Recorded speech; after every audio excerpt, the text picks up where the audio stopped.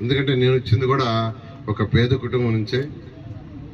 ఎందుకంటే ఏదైతే ఈరోజు ఇక్కడ ఈ రేకులు కావచ్చు, తాటాకుల షెడ్లు కావచ్చు, లేదా టార్పాలిన్ పట్ల కావచ్చు, వాళ్ళ యొక్క ఇబ్బందులు నాకు బాగా తెలుసు. నేను బాగా అనుభవించినోడిని. నేను పుట్టింది ఒక పేద కుటుంబంలో. మా నాన్నగారు ఒక ప్రైవేట్ బస్ కండక్టర్. ఇప్పుడే ఈ పక్కిళ్ళే ఈ యొక్క ఇక్కడి నుంచి మనం నిలబడిన రెండో ఇంట్లో వాళ్ళు యాక్చువల్గా ఇన్వైట్ చేసి షాలా కప్పారు. వాళ్ళు చెప్పారు, సార్ మీ నాన్నగారు కోరిడూర్ బస్సులో వచ్చేవాళ్ళు యాక్చువల్గానని. అంటే ప్రైవేట్ బస్ కండక్టర్గా ఆయన ఉండేవారు. ఆయన చదివింది తరగతి. మా అమ్మగారు ఏలుముద్ర, ఆయన చదవాల, కానీ మమ్మల్ని చక్కగా చదివించింది. చదువుతున్న ఈరోజు నారాయణ ఇన్స్టిట్యూషన్స్ 28 రాష్ట్రాల్లో ఈరోజు ఉన్నాయి. 6 లక్షల మంది విద్యార్థులు ఈరోజు నారాయణ ఇన్స్టిట్యూషన్ చదువుతున్నారు. ఒకరిద్దరు కాదు, 6 లక్షలు. 50,000 మంది ఎంప్లాయీస్ ఈరోజు 1వ తేదీ జీతాలు తీసుకుంటున్నారు. అది డైరెక్ట్ గా.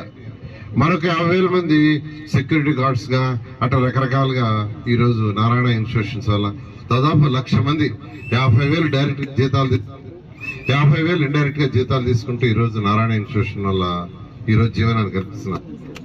ఇంత ఎత్తు ఎదిగిన నేను ఒక పేద కుటుంబంలో పుట్టి ఇంత ఎత్తుకు ఎదిగిన నేను నెల్లూరు నగరానికి ఏదో ఒకటి చేయాలి, పుట్టిన గడ్డకి ఏదో ఒకటి చేయాలని యాక్చువల్గా ఆ రోజు ముఖ్యమంత్రిగా ఉన్న నారా చంద్రబాబు నాయుడు గారు నాకు మంత్రిగా అవకాశం ఇస్తే, నేను 2014లో ఇక్కడి నుంచి కంటెస్ట్ చేయకపోయినా ఆ రోజు 5,260 కోట్లు తెచ్చి నెల్లూరును డెవలప్ చేసేది మీ అందరికీ తెలుసు.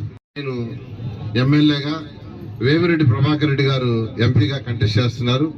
మీ అందరిని రిక్వెస్ట్ చేసేది ఒకటే, ఏ నగరం అయినా ఏ జిల్లా అయినా డెవలప్ చేసుకోవాలంటే రాష్ట్రం నుంచి కొంత ఫండ్స్ రావాలి, కేంద్రం నుంచి కొంత రావాలి. నన్ను ఎమ్మెల్యే గెలిపిస్తే రాష్ట్రం నుంచి నేను యాక్చువల్గా మన నెల్లూరుకి ఫండ్స్ వచ్చేది చేస్తాను.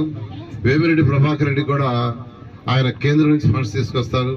ఈ 2 ఫండ్స్ తో నెల్లూరుని ఒక మంచి స్మార్ట్ సిటీగా డెవలప్ చేసుకుంటామని తెలియజేస్తూ మా ఇద్దరికి మీ అమూల్యమైన ఓటు వేయాల్సిందిగా ప్రార్థిస్తున్నాను. Thank you.